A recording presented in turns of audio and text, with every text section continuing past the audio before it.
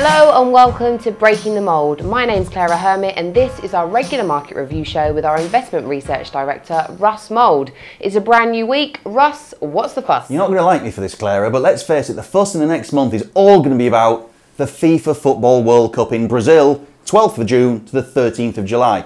I'm going to talk very briefly about the global game, but from an investment perspective, I promise, and then move swiftly on to betting, pets, and just for you, handbags. Can we not just forget the football and go straight to handbags? Good things come to those who wait, so let's deal with the football very briefly first, if you don't mind. And actually, to be fair, you're dead right. From an investment perspective, moving swiftly on is probably not a daft idea. Remember, Brazil was awarded this tournament in 2007. So the market's had 7 years to work out the fact that the tournament's happening. So a lot of the good news probably is priced in. Yes, in the unlikely event England have a storming run in the tournament, there may be a few more pints sold and takeaway pizzas ordered, but you're really talking about very short-term issues, and we're talking about speculating, not investing here. So let's not get too carried away. You're quite right. If there is one share price group that's going to move around a bit, it could be the bookie chappies, because there'll be a lot of betting on the tournament, and if the favourites Brazil or heavily backed Argentina win, they might take a bit of a caning, drop a few quid, and the share prices will suffer. If you get a result like, say, Greece winning Euro 2004 and a rank outsider comes in, they might make a few quid, share prices go up. But again, this is punting, it's not really investing. So yeah, probably best to move swiftly on, you'll be delighted to know. Okay, so is that the betting done? Nearly. I'll be more scientific about it and really get onto the investment side now, because we've got numbers from Betfair on the 11th, just before the Brazilian Carnival actually kicks off. Now, 2 years ago, it was the target of an unsuccessful private equity bid. And just after that, boss Brian Corcoran came in and frankly gave the company a bit of a shake-up. Cut some costs, invested heavily in marketing and new technologies, and also to pull the company out of some markets where it was making fairly slow progress. He's still got 3 issues to address. What's he going to do with Australia, potentially withdraw? How is he going to combat or deal with the new tax laws that the government's proposing on points of consumption on gambling? And probably most importantly, Betfair's got 200 million quid on its balance sheet. £2 a share, which relative to a share price of a tenner is quite a big deal.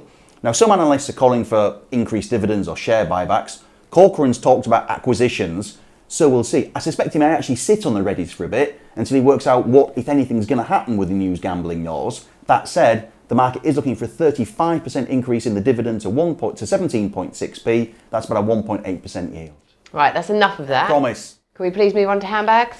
Yeah, all right then, just for you. Mulberry. Full year numbers on the 12th, the day after Betfair, but I'm really sorry, they're going to be really pretty ex-certificate viewing. They've had 3 profit warnings in 18 months, and so now the market's looking for a 31% drop in the year that's just finished, and another 22% drop in profits the year that's just begun. So what's gone wrong? Because I thought that luxury goods stocks were generally doing pretty well. Very, very good question. A chap called Bruno Guillon came in from Hermès, French luxury goods company, and wanted to take Mulberry really upmarket, so to take on the Pradas and Gucci's of these world head-to-head, names with which I'm sure you're desperately familiar.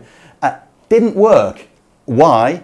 Well, one, the aspirational Mulberry customer who'd saved diligently for their treat was priced out of the market, and the plutocratic punters who have the money that he could afford the product didn't want it because it wasn't exclusive enough for them if housewives were able to save up and buy them. So it sort of fell between two stools. Anyway, Guillon's now got the chop. He went after the April profit warning. Godfrey Davis, the chairman's taken back over, and it's now going to be up to him to try and put some razzle-dazzle back in the shares, because they've gone from 11 quid to 7 in the last year, even while the market's been going up.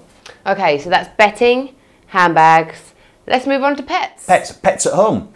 Company floated in March, and it's its maiden set of full year results as a public company. With no forecasts available yet, which is a bit odd given it was one of the few companies that retail investors could play in.